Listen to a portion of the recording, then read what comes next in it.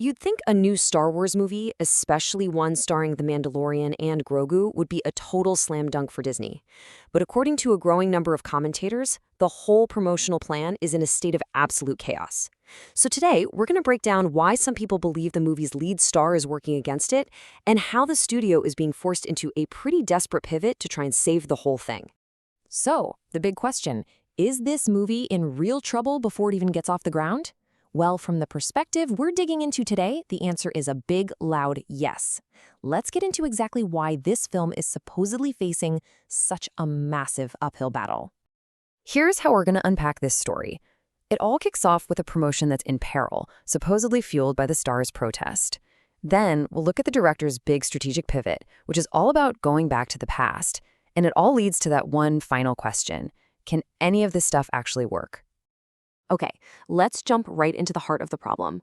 According to these commentators, the movie's chances at the box office aren't just looking a little shaky, they're supposedly in a total freefall. So this isn't just a minor worry or a little bit of speculation. No, this is a huge, bold claim that really sets the stage for this entire argument. It basically says something is already deeply, fundamentally broken with how this movie is being rolled out. But what is it? Well, the first big problem, allegedly, revolves around the film's biggest star, Pedro Pascal. The claim is that his focus is, well, pretty much everywhere except on this movie. The argument goes like this. Right when the film needs its leading man out there hyping it up, Pascal is instead focused on some internal Hollywood politics. And this isn't just seen as a minor distraction. Commentators are saying it's leaving a giant hole in the promotion at the absolute worst time.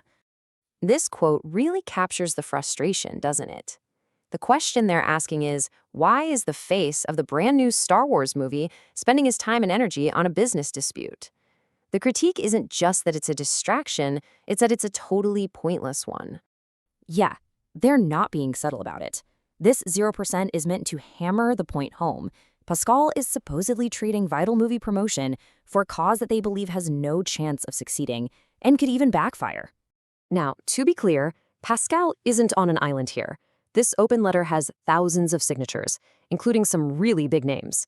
But the argument is that because he's the face of a massive upcoming blockbuster, his involvement is uniquely damaging for Disney, and that's allegedly forced the studio to find a whole new face for the film. So with their star allegedly checked out, the claim is that Disney and Lucasfilm had to make a change, and fast. They've apparently turned to the one person they think can sell this movie. And here it is, the supposed new game plan. The new face of the promotion is no longer the man in the helmet, but the man behind the camera, director Jon Favreau. The claim is that he's now being asked to carry the entire promotional weight of this film on his own shoulders. This really lays out the two conflicting strategies perfectly. On one side, you've got the star, supposedly focused on today's industry politics. And on the other, you have the director, who's been tasked with selling the movie by focusing completely on the past, specifically on nostalgia for the original Star Wars trilogy. I mean, this quote from Favreau is just a masterclass in nostalgia. You notice he's not talking about complex lore or any of the recent controversies. He's talking about core feelings, emotion, spectacle, humor, fun. He is trying to bottle the spirit of 1977 and aim it right at the heart of the original fan base. And commentators say this isn't just a random comment, it's a consistent pattern. Favreau keeps bringing up George Lucas and the spirit of the originals. But what's really telling, they say, is what he's not talking about.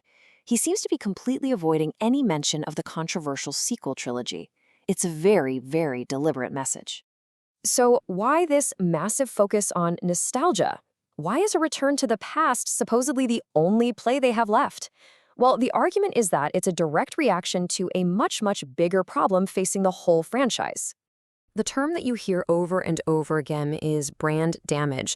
The core idea is that the sequel trilogy really angered a huge part of the fan base, and now the studio is basically in damage control mode, trying to fix that broken relationship.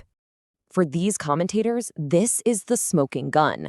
They argue this whole pivot isn't just some marketing trick for one movie. They see it as a quiet admission from Disney that, yeah, mistakes were made, and a huge change is needed to win back the fans' trust.